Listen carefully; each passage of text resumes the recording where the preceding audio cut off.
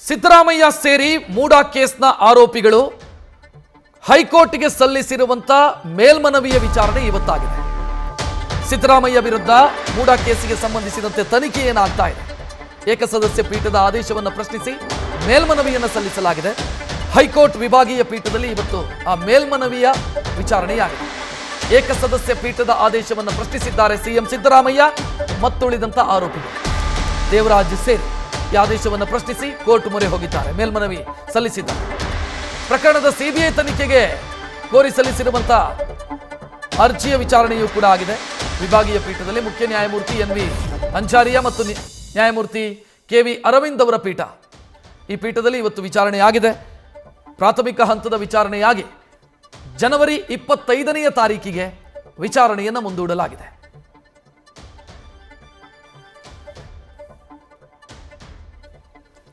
CM ಪರವಾಗಿ ಇವತ್ತು ಅಭಿಷೇಕ್ ಮನು ಸಿಂಘ್ವಿ ವಾದ ಮಂಡಿಸಿದರು.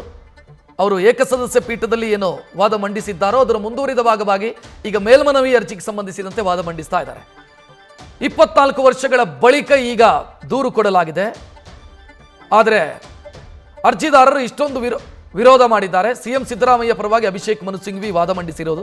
ಏಕಸದಸ್ಯ ಪೀಠದ ಆದೇಶದಲ್ಲಿ ಅನೇಕ ಸಂವಿಧಾನಾತ್ಮಕ ವಿಚಾರಗಳಿದ್ದಾವೆ. 17A ಅಡಿಯಲ್ಲಿ prevention of corruption act 17A ಇದರ ಅಡಿಯಲ್ಲಿ ಅನುಮತಿ ಕೊಟ್ಟಿರೋದು ಸರಿಯಲ್ಲ. ಇನ್ನು ಪಿಸಿಆರ್ ಅಂತಂದ್ರೆ ಖಾಸಗಿ ದೂರು ಸಲ್ಲಿಕೆಯಾಗೋ ಸಂದರ್ಭದಲ್ಲೂ ಕೂಡ ಅನುಮತಿಯ ಬಗ್ಗೆ ಗಮನ ಹರಿಸಿಲ್ಲ. ಸೊ ತಪ್ಪುಗಳಾಗಿದೆ. ಏಕಸದಸ್ಯ ಪೀಠ ಚಿಕ್ಕ ಆಧಾರದ ಮೇಲೆ ಗವರ್ನರ್ ಅನುಮತಿಯನ್ನು ಎತ್ತಿ ಹಿಡಿದಿದೆ.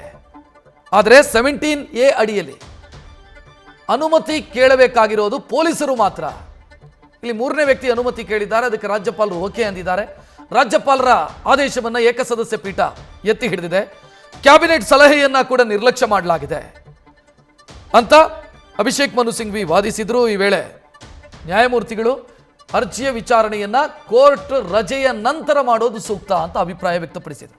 ಸಿಎಂ ಪರ ರವಿವರ್ಮ ಕುಮಾರ್ ಅವರು ಕೂಡ ವಾದ ಮಂಡಿಸಿದರು.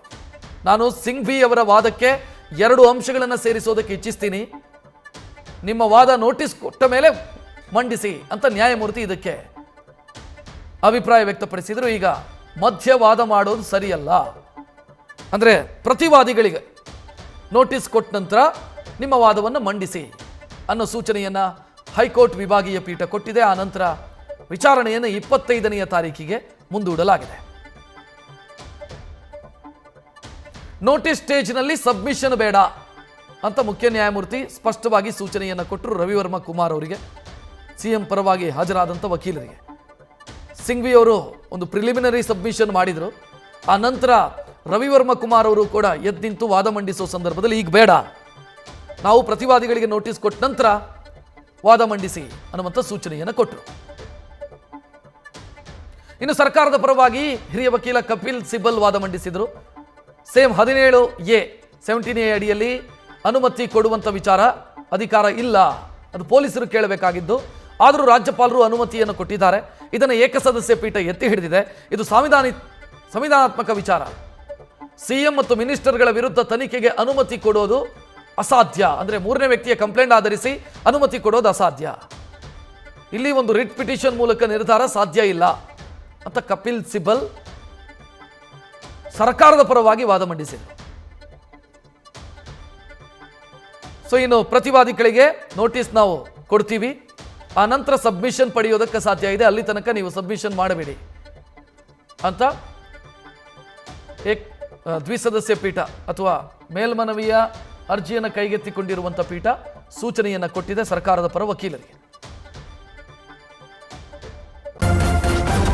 ನ್ಯೂಸ್ ಫಸ್ಟ್ ನಿರ್ಭೀತಿಯಿಂದ ನಿಮ್ಮ ಪರವಾಗಿ.